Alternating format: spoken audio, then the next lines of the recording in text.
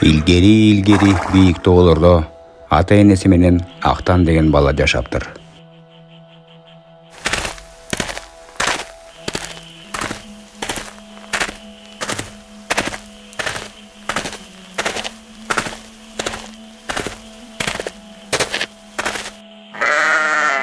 Актан күнүгө Токойдон атасы менен отун кыйып келип, мал кайтарып, малды сугарып, чөп чабып, суу ташып, отундарды жарып, ата-энесине жардам берчү экен.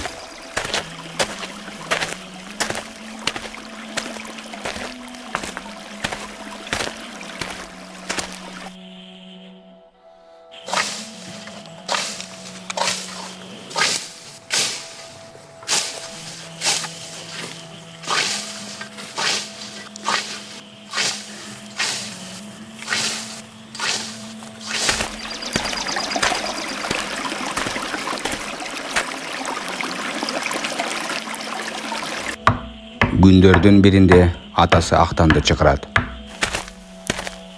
Актан, балам, тезирээк келип калчы мага. Угуп атам ата, мен сага мынол күчүктү белек кылып алып келдим балам. Ала кой. Бул эми менин күчүгүм болобу? Рахмат сизге ата. Малды карап, коро кайтарганды үйрөт буга Актан. Сага дос, анан жардамчы болот го бул күчүк эми дейм. Ооба ата. Ошол күчүккө Актан Алгыр деп ат коёт. Алгыр менен Актан күндө кубушмай менен жашынбак ойношот. Адам башка Алгыр мал кайтарганды үйрөнөт. Аларды күндө тоодон боз үйгө айдап келет.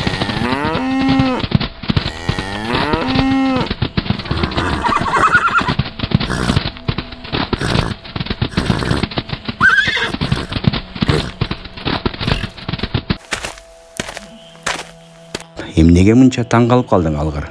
Буну көл деп коёт. Мына жылкыларды караганда үйрөн Алгыр. Жырткычтар кол салбасын буларга, макулбу? Абаны жакшылап жытта күчүгүм. Күчү, кел мага Алгыр, кел мага Алгыр. Күчү.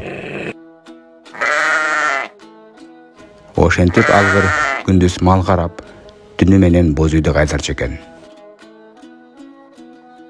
Бир жолу Актан Алгырга айтат. Алгыр, жылкылар кургак тоолорго кетип калыптыр. Жүр экөөбүз барып, кеч киргенче аларды бул жака айдап келели, макулбу? Ошентип экөө жолго чыгат. Бирок кургак тоолорго жакындап калганда Алгырды бүркүт илип кетет. Актан артынан чуркап, аларга жетпей калат.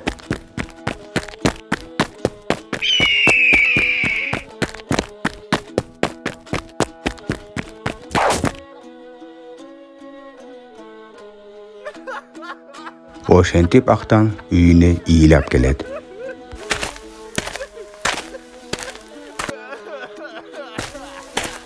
Эмне болуп кетти эми? Экөө жылкыларды айдап келем деп баратса, күчүгүн бүркүт илип кетиптир. Ошого эми боздоп ыйлап атат балабыз. Болду балам, ыйлабачы эми. Буюрса табылат күчүгүң. Ошентип бир нече убакыт өтөт. Жылдардын биринде аябай суук кыш келет. Актандын атасы ооруп төшөккө жатып калат.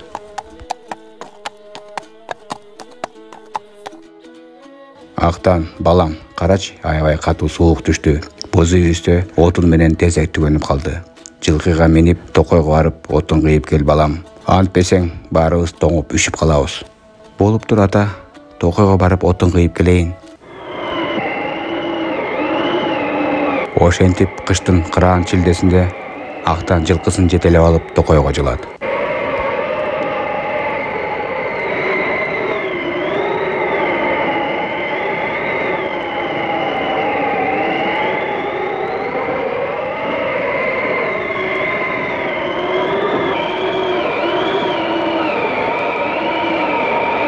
Күндүн суугун карагылачы, бирок артка кайткан болбойт.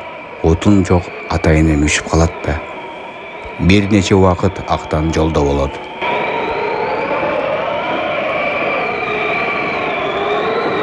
Ай, карагылачы. Тоо эчкилери тогуп калыптыр. Куштарды мууз басып, уча албай жерге түшүп атышат.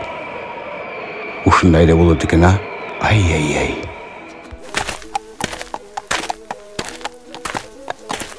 Эй, жылкы, мына буюрса жеттик токойго.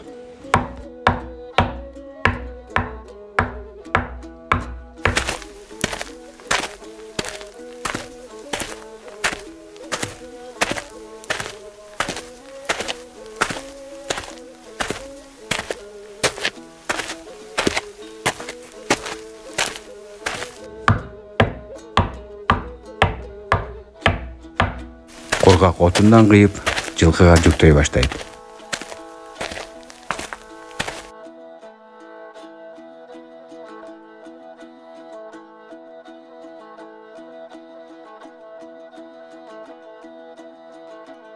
Мына, баары даяр болду. Эми Бозүй жакка жол тартайлыбы, я, жылкы?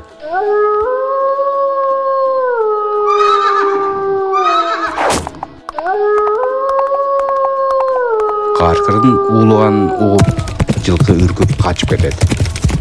Каркырлар тобунун жарымы артынан кубалашат. Калгандары болсо актанды талайын дешет. Кеткиле теңсилерге, кеткиле.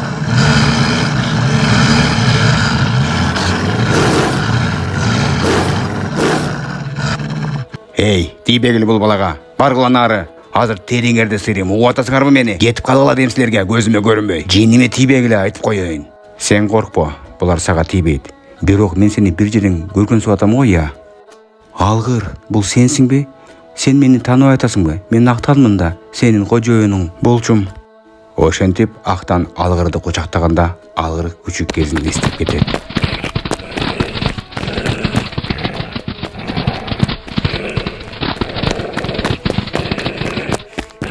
Күчү, кел мага, кел.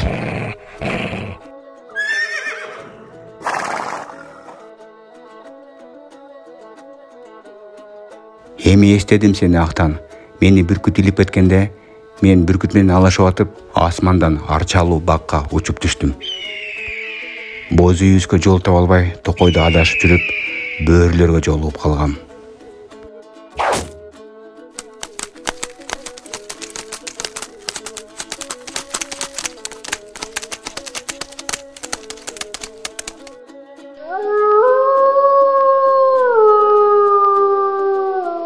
Алар болсо бөлтүрүктөргө кошуп мени өз баласындай чоңойтушкан.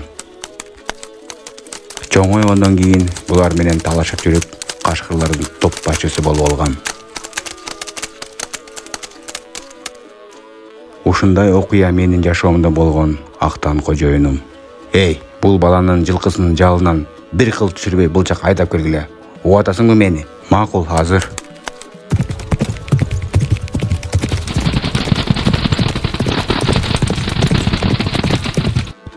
Мына Актан, жылкың.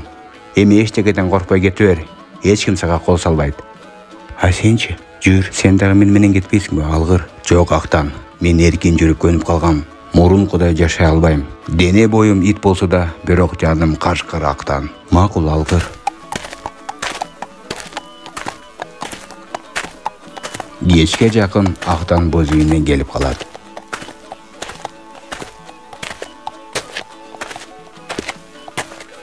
Келдим.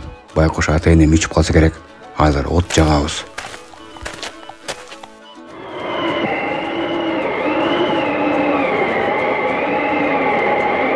Ошондон кийин Актан дайыма токойго келип, Алгыр досуна жолугуп турчу экен. Ушундай жомок кыргыздардын тоолорунда болуптур.